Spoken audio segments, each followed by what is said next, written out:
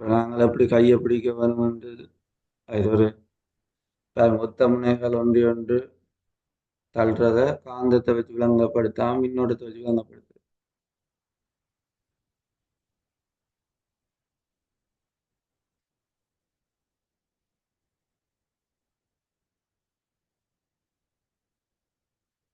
Right, இது உங்களுக்கு இல்லை, சும்மா ஒரு பேசிக் தந்துருக்கீங்க. ஒரு பாருங்க, ஒரு ஏற்றம் இருக்கையில் அதை சுற்றி பாருங்க, அதில் ஏற்றங்கள் மாறுறதை காட்டுற இதெல்லாம் இல்லையா, அதே ஒரு விஷயம்.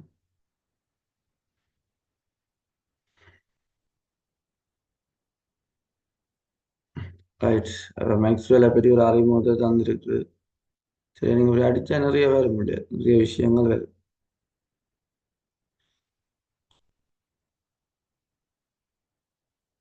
இந்த இதுலேயே கிடக்கு, சரிதானே? இந்த வழியில இந்த படமே அப்படிதான், கையை பிடிக்கிற மாதிரி வச்சுக்கொண்டு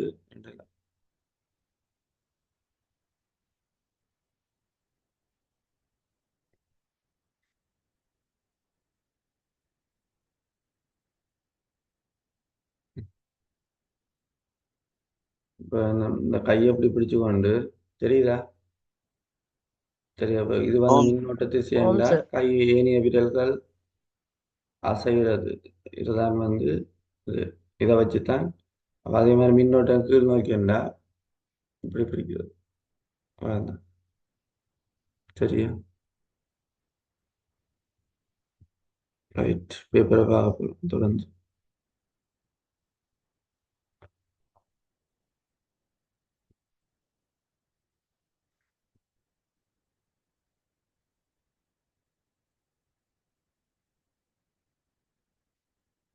அவ்வளோ பேருக்கு வரையெல்லாம் இருக்கு, 20 பேர் மிச்சம் அதில் காணலையா? ரைட், பார்ப்போம். 36வது வெளியில பார்த்தாங்க நேற்று. அதில் விளக்கம் தான் இப்போ சொல்லி கொண்டிருக்கிறேன். சரியா? அப்போ இப்போ பாருங்க, கையொருக்கா பிடிச்சு பார்த்தீங்கன்னா தெரியும், மின்னோட்டம் எங்கேருந்து எங்கே போகுது என்று பார்த்தீங்கன்னு சொன்னால் எங்கேருந்து எங்கே போகுது சொல்லுங்க. மின்னோட்டம் எங்கிருந்து எங்கே போகிறது? எஸ்லேருந்து பீக்கா, பிலேருந்து எஸ்க்கா? எஸ்ல இருந்து எஸ்ல பிக்கு. எஸ்ல இருந்து எஸ்ல பிக்கு. இருந்து பீக்கு. குட். எஸ்ல இருந்து பீக்கு. ரைட். அப்போ எப்படி அதை சுற்றி காந்தப்புலம் ஒன்று எப்படி உருவாகும்? அப்போ உங்களை விளங்க விடும். மின்னோட்டம் ஓடிச்சுன்னு சொன்னால் அதனை சுற்றி காந்தப்புலம் உருவாகும். அது அந்த செயற்பாடு ஷோர்ட்ஸில் காட்டின காந்தப்புலம் உருவாகிறது எப்படி கண்டுபிடிச்சாங்க? காந்தப்புலம் உருவாகிறது எப்படி கண்டுபிடிச்சாங்க? இரும்பு துளுட்டு. ஓ, அது சரி. அது நிலையான காந்தத்துல நான் சொல்றேன் மின்னோட்டம் ஓடைக்கல. அது நீங்க சொன்ன சரி, இரும்புத்தூளை தூவி கண்டுபிடிக்கலாம் அது நிலையான காந்தத்துல. நான் இன்னொரு விஷயம் கேட்டேன், இப்ப கேட்டது மின்னோட்டம் பாயைக்குல காந்தப்புலம் உருவாகும்ன்றதை எப்படி கண்டுபிடிப்போம்? கண்டுபிடிச்சாங்க அந்த செயற்பாடு. ஆணி ஒன்று செப்பு கம்பியில அது நீங்க விளங்கல இப்போ. Right.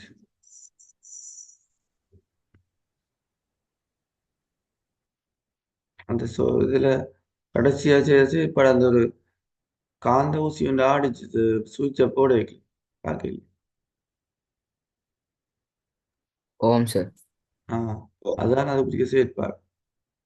காந்த ஊசி ஆடின என்றால் மின்னோட்டம் பாயக்கல, அதனால நான் அசைஞ்சது. பாருங்க திருப்பி, இது வந்து நிலையான காந்தத்துக்கு மேல இரும்பு தூளை தூவ போற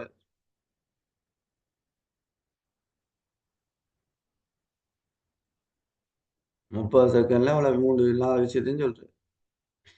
இது உங்களுக்கு தேவையில்லைன்னு சொல்லிட்டேன். அதாவது ஒரு நிலை மின்னேற்றத்தை சுற்றி ஏற்றங்கள் இருக்கு.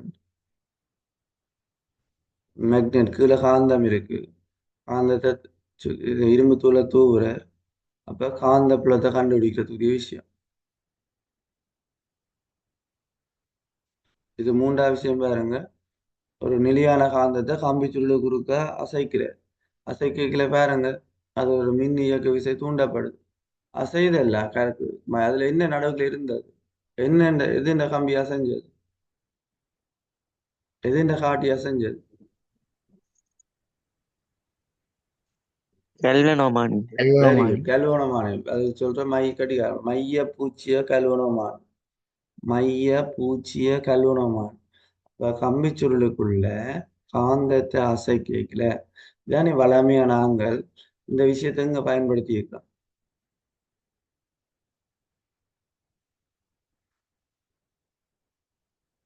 இதை நீங்க எங்க பார்த்துருக்கீங்க அப்படி ஒரு விஷயம் நடக்குது?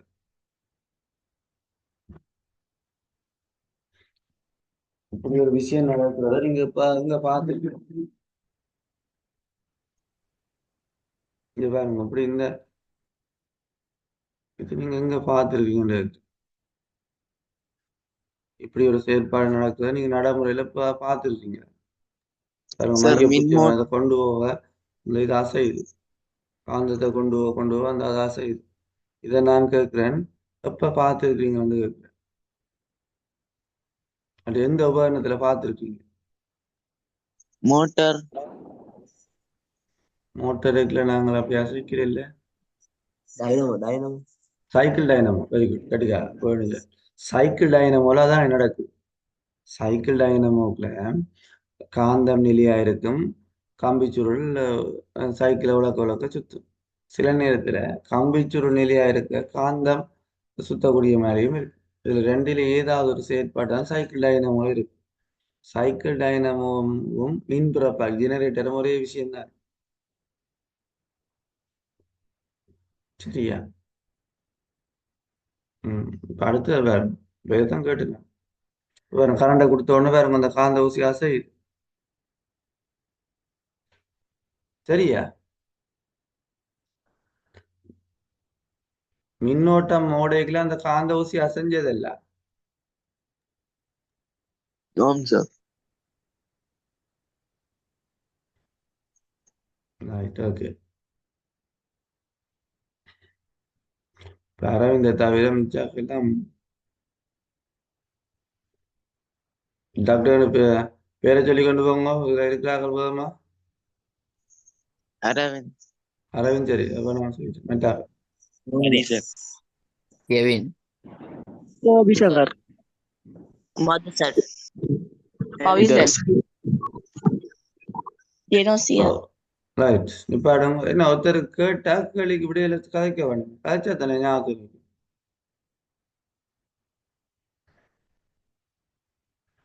ம் என்ன ஒன் பண்ணி போட்டு படுத்துருக்கீங்க?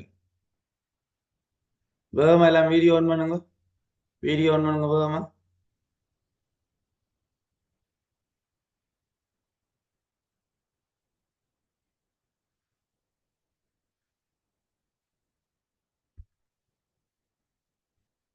வேகமா வீடியோ ஆன் பண்ணுங்க.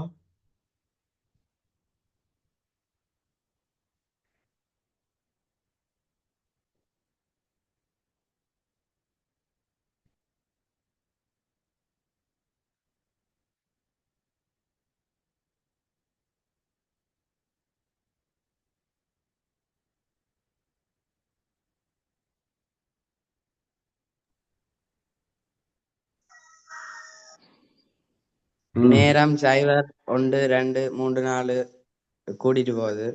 ம் டபேஜி 24, 6, 6, 8, 8, 7, 4, 2, 0. தரப்பட்டுள்ள நேரத்தில் பிள்ளைகளின் இயக்கம் பற்றி கீழே குறிப்பிட்ட கூற்று பொய்யானது. ரைட். எது பொய்யானது கேட்கணும். அப்ப எது பொய்யா இருக்கு?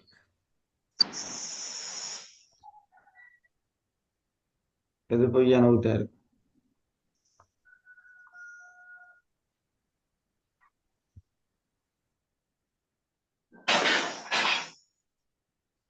எது பொய்யான ஊட்டா இருக்கு?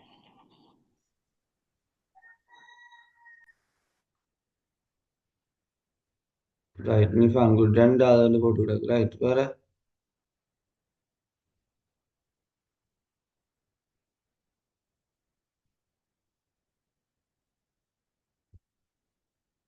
வேற யாராவது ஐடியா?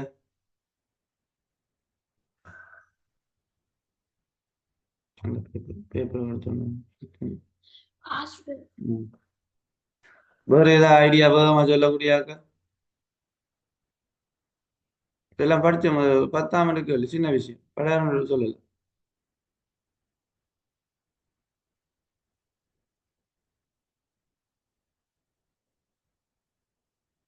நிபான் ஏன் 2வது விட சொல்லுவீங்களா? நீங்க mic right, okay okay okay. வேற யாராவது ஐடியா விளங்கப்படுத்தக்கூடியாக்க? இதுக்கு விளக்கம் சொல்லக்கூடியாக விளைவா? நீங்கள் உங்களுடைய வாயில கழிச்சா மட்டும்தான் பிரியோசனம் வகுப்பு. ம். ஒருத்தருக்கு தெரியாது அந்த கேள்விக்கு விளக்கம். சரியா கவனிச்சு கொள்ளுங்க. அடுத்த கிளாஸ்ல இருந்து நீங்க எல்லாம் விளக்கம் சொல்ல போறீங்க. நான் கேட்கிறாள் விளங்கப்படுது. சரியா நான் கேட்கிறாள் அதுக்குரிய விளக்கத்தை சொல்ல வேண்டியது.